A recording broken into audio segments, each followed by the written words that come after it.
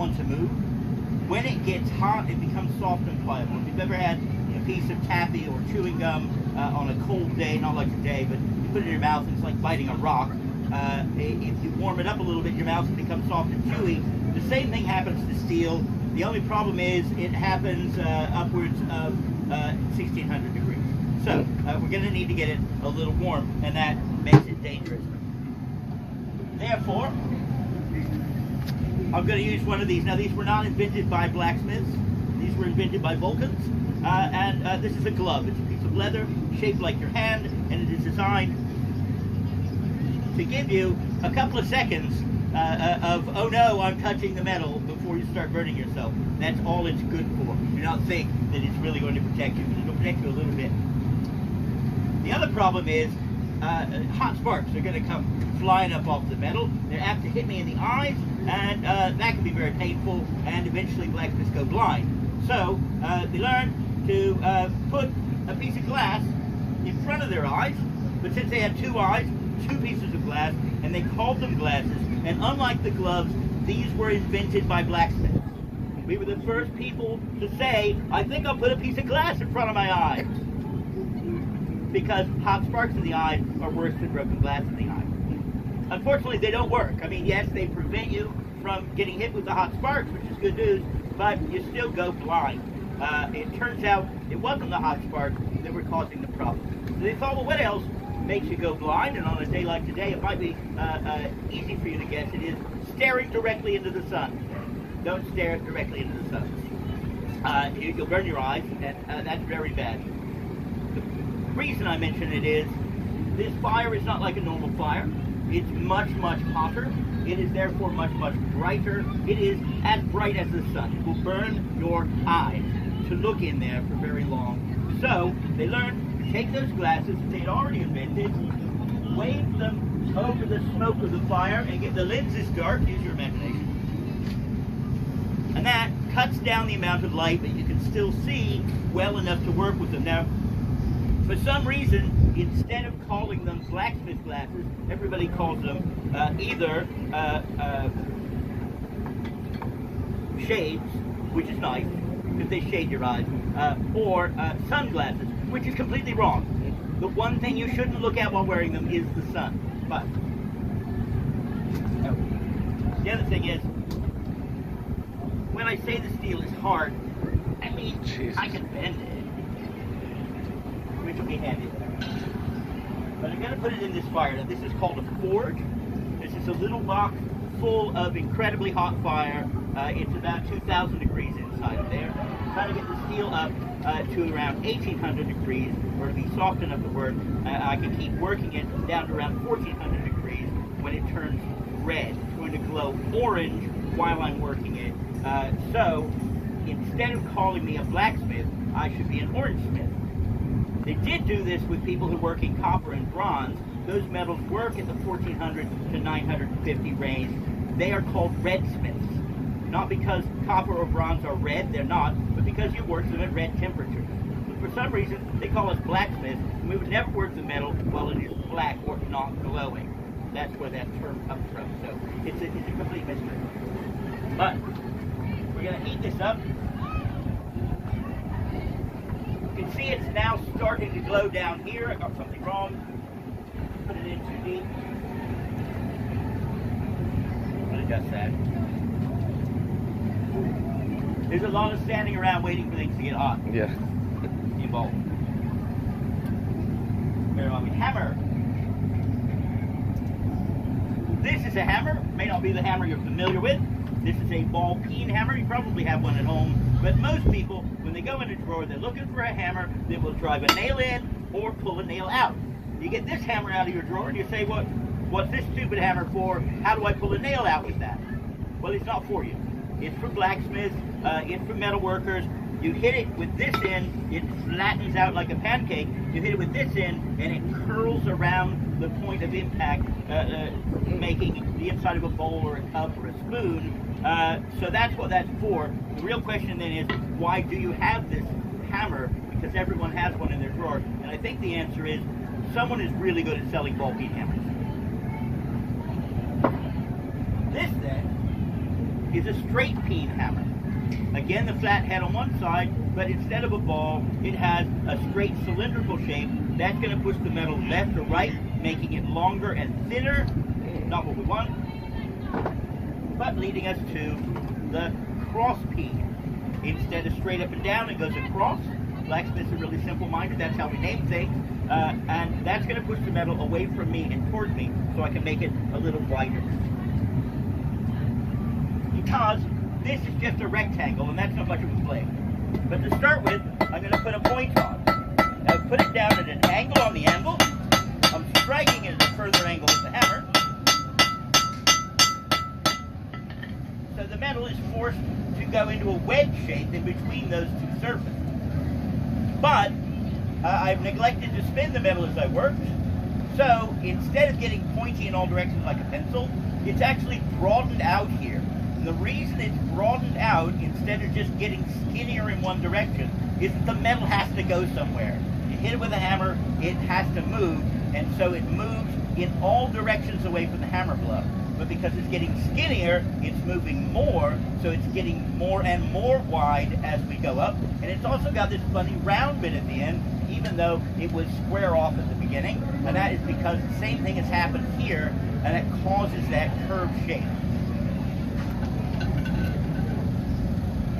Now a little history. Once upon a time, metal with a hammer, you can change its shape. It's really nice, but there's nothing you can really do to make it any harder or tougher. And then it was bronze, which will do something called work hardening. As you hit it with a hammer, it becomes harder and tougher and harder and tougher, but also more brittle. So you have to do everything exactly perfectly. Thousands of years of the Bronze Age was later replaced by the Age of Iron because blacksmiths can do something that none of those redsmiths could ever do, and that is fix my mistake. I have accidentally put the wrong point on. It's fine, because it didn't work hardly. I can hammer it back to square and go back and forth to get that point on the way I should have at the beginning.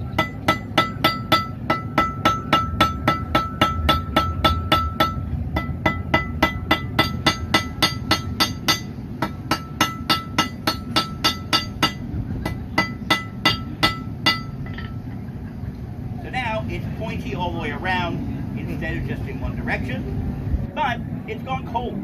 It's no use hitting that anymore. Back in the fire. There are two reasons that the Age of Iron supplanted the Age of Bronze. Neither one of them is iron is better. Iron is much worse than bronze. But you can fix your mistakes, and iron is extremely plentiful. It's very, very easy compared to bronze, where you have to gather copper, which is relatively rare in one area, and tin in yet another area. Or you can use some other metals that are even more dubious, like arsenic. Arsenic bronze was really a thing, and an awful lot of people died making it, but you needed weapons, so you made slaves to it, and it was terrible, but that's what they did. Anyway, blacksmiths come along. The reason blacksmithing doesn't come on first is because you need a lot more heat. You can work that bronze at 1450 degrees down to 950 degrees while it's glowing red, but the iron has got to get up above 1450 degrees, and that is a much bigger deal. That's this bright orange color as opposed to this red color down here. Now, I'm going to put this down flat on the anvil and hit it with the flat part of the hammer, and this is what blacksmiths call flattening. Because we're very simple-minded people, and that's how we name things.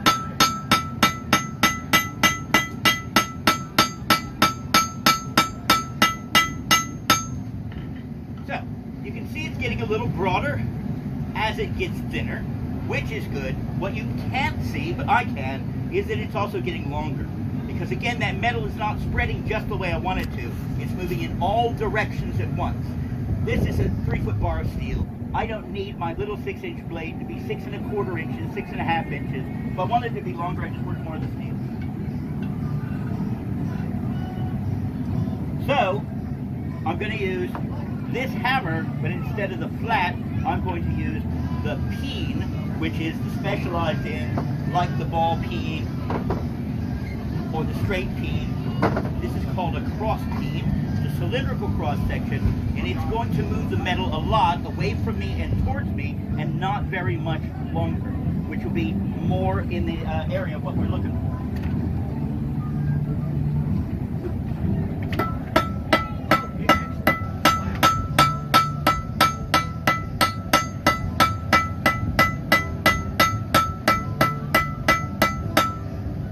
So I've only done half of it, so you can see the difference. This is called a tulip shape, by the way, but you can see how much more it's broadened out here than a comparable amount of work down here where I was using the flat of the hammer.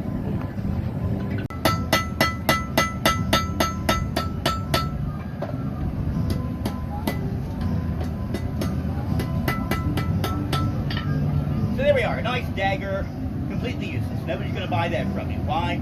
Because I took a square and I narrowed it down. Here I'm taking a much thinner square, but I'm going to narrow the outside edge down.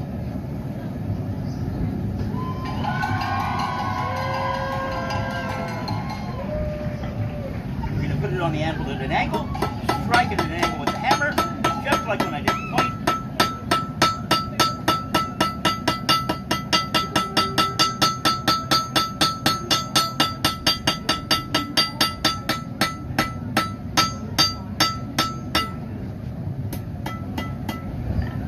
And there we are, very thin over here, still thick in the back. This is the back or the spine of the piece, and this is the cutting edge, which is where that term comes from. But the interesting thing, to me anyway, is that it stopped being a nice symmetrical dagger shape. I put an edge on this side, and the whole thing curved away from me, for the same reason that the tip got that curve to it when I lengthened it out. I've lengthened this in while keeping this in short, and the only way to do that is going around a curve.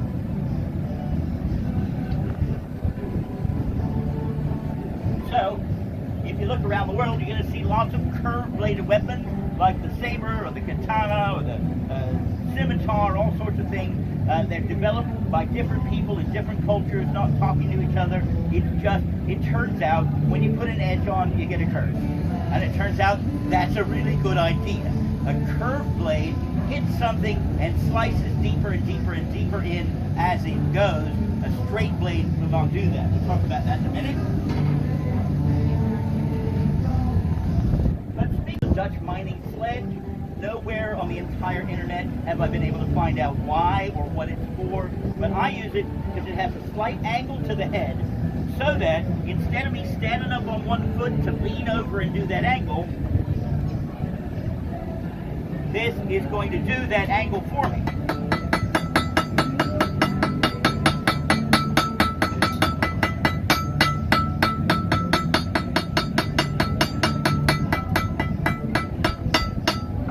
You've ever studied martial arts, but it turns out you get a lot more power with your feet flat on the ground.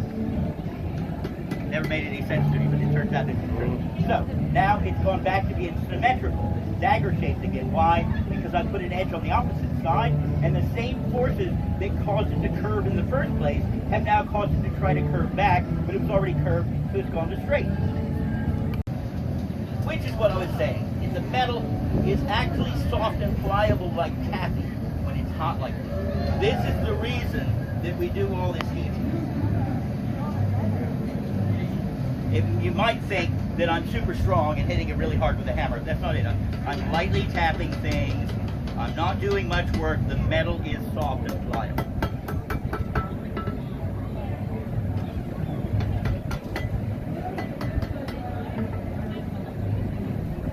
So, now the handle is straight.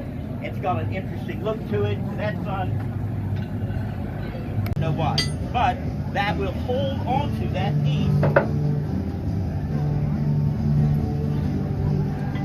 allowing me to pick a spot and drive my piece of steel down over it. Much like using a chisel, but without my hand above the metal. Now I can keep cutting that, it would go all the way through, but there's a problem. I'm holding this in with this hand, but nobody's holding onto that because I have a hammer in that hand. Which means this piece is going to go flying like a tiddlywink into the audience and kill someone again. So instead, I'm just going to bend it back and forth. Now you can't tell, but the outside is getting colder. When it gets cold, it can't move. and it tears. And it tears deeper and deeper in like an onion until I tear the piece of steel in half with my bare hands. There is no safe place for me to touch this anymore. I know it doesn't look like much, but it's hot.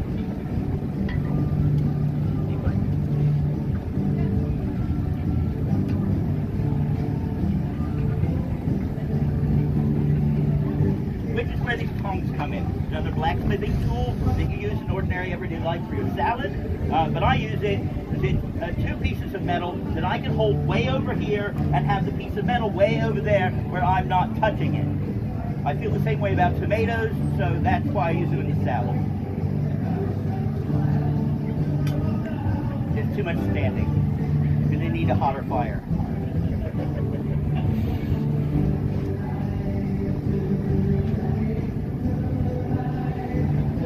Alright, so that's a little wavy, and this is the little fine-tuning bit at the end. I'm no longer pounding on it really hard with this hammer. I'm tapping it very lightly, just to straighten it out. And that is another blacksmithing art called flattery. Whoa, lost it. Back out here. Right. Flattening is when you're pounding it and it smushes flat like a pancake. Flattery is where you're tapping it gently to make it straight and flush. If you are a student of the English language, you may find this a little frustrating. If you've ever gone into your boss and said, I'd like a raise, and then you hit him with a hammer and he fell down, and you're probably not getting the raise, you have flattened him. The word flat is included, and that is very satisfying. Very satisfying to hit your boss with a hammer. That's where I want you to take this. No, the word flat is there, so you're good. But if instead you go in and you say, oh, I really like your hat. You've done a great job with the break room. The coffee is delicious. Could I have a raise? And he gives you a raise. You have flattered him. And it's good news that you're getting the money, but nothing flat happened. That's very frustrating and lets you know it really comes from two different blacksmithing terms, different ways of making something flat. And instead of hitting him really hard, you're just massaging him gently and straightening everything out, making it smooth. That's where the word comes from. So then you feel better about the English language. Maybe it's just me. Here's my next issue. The water was under 212 degrees. We know that because it wasn't boiling. And there's no longer any steam coming off of it, so it's under 212 degrees. I touch it with my bare hand. Cooling it from around 1800 down to room temperature in 3 seconds has made the molecules pack in and become hard, and this will no longer bend. I promise you, there is nothing you can do to make this bend. And nobody wants this. This is absolutely the worst result I could possibly get. Because while it won't bend, it has one resource. If you put pressure on it, it will snap, it will break, it will shatter. If I drop this on the ground, there will be little pieces of dagger everywhere. Imagine I sell you one of these, you go into your battle, you meet your first opponent, you swing, he blocks, bang! There's pieces of steel everywhere and you're holding a handle and it kills you. That's unfortunate, but I don't want you guys to worry. It's alright, because I offer a lifetime warranty on my handmade pieces over here in my store, and since you're dead, I don't have to pay off. So don't worry, I'm fine. But I don't want to sell this. This is bad. I can fix this.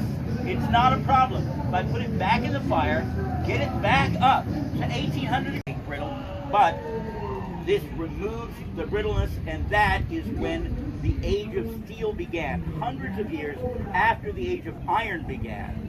During the Iron Age, officers were still using bronze weapons. They're much better. They're just 1,000 times as expensive as iron weapons. You could arm somebody with an iron weapon, he goes out to fight, his sword gets bent, if he lives, you bring it back to an armorer who bangs it back out flat and says, good luck next battle. But the officers have bronze swords that won't bend like that. Hundreds of years later, they discover this tempering technique, and suddenly your iron sword, at the expense of a couple more minutes of work, is as good as a bronze sword. But it still comes from material and with a way of working it that is 1,000 times as cheap. So that is the age of steel, and we still live in that today.